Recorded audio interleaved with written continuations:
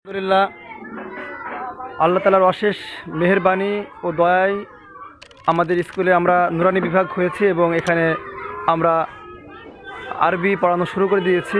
আলহামদুলিল্লাহ, আমাদের ছাত্রছাত্রীরা তারা পড়াশোনা শুরু করে দিয়েছে আরবি।